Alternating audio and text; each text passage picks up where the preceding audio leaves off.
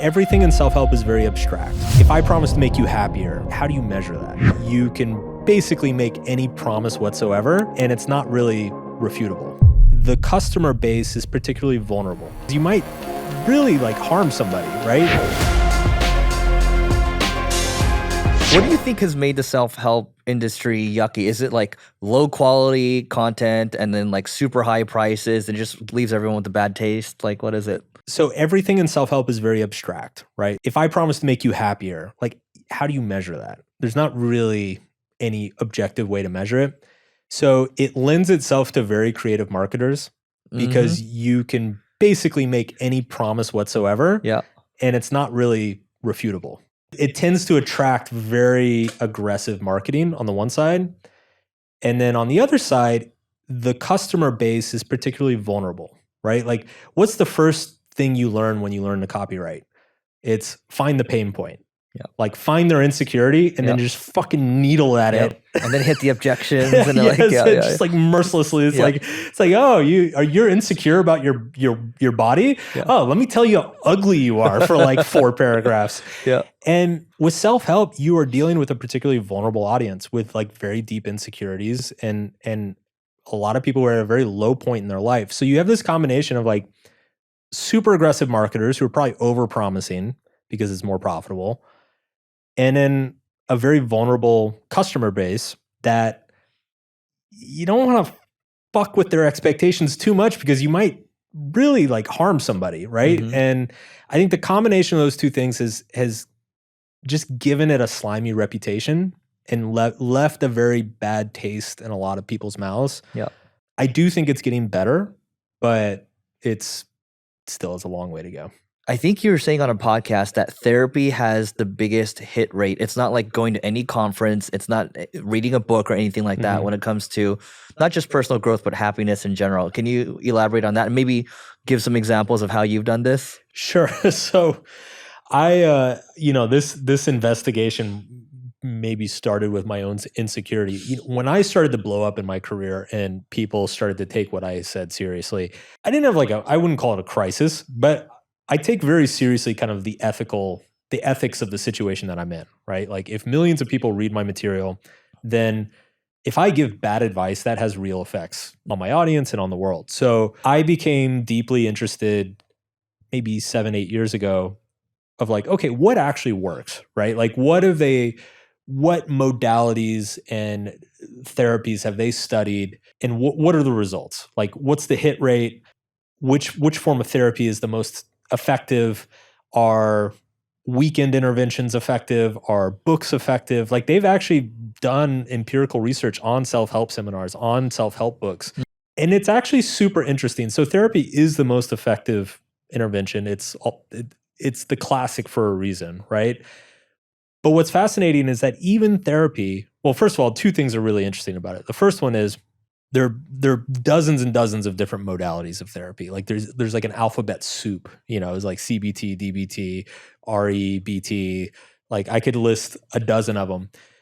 Every single one they measure, and they measure outcomes of patients, they all top out around 40%.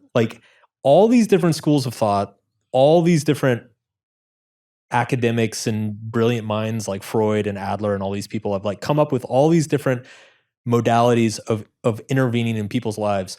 What does that mean, by the way, when you say 40%?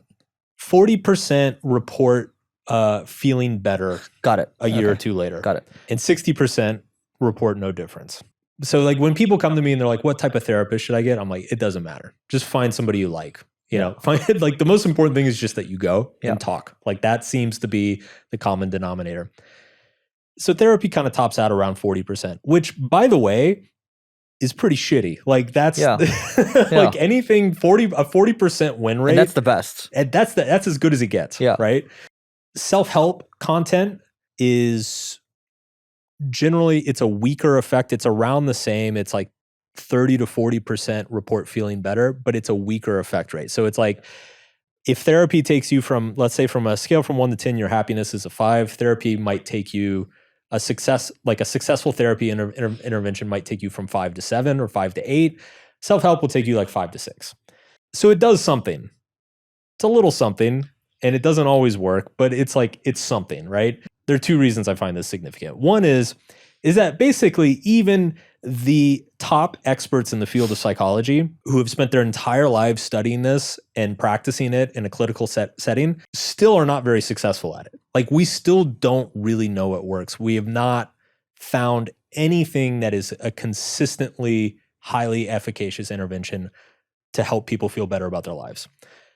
That's the first thing that's super interesting. The second thing that's super interesting is that everything is kind of roughly the same. So what seems to work seems to have nothing to do with the actual theory itself. Like, I could come up with all these cool little models, and I mean, and you see this in the self-help world a lot, right? Like, you go to a Tony Robbins seminar and he's got all these models and he's got like charts and graphs, and he's like, well, we start here and then we go here. And it turns out like none of that shit matters. Probably what matters is the fact that you're sitting in a seminar room surrounded by a bunch of people who are in similar life situations as you. You're interacting regularly with them, and your feelings and intentions are being validated by somebody you respect.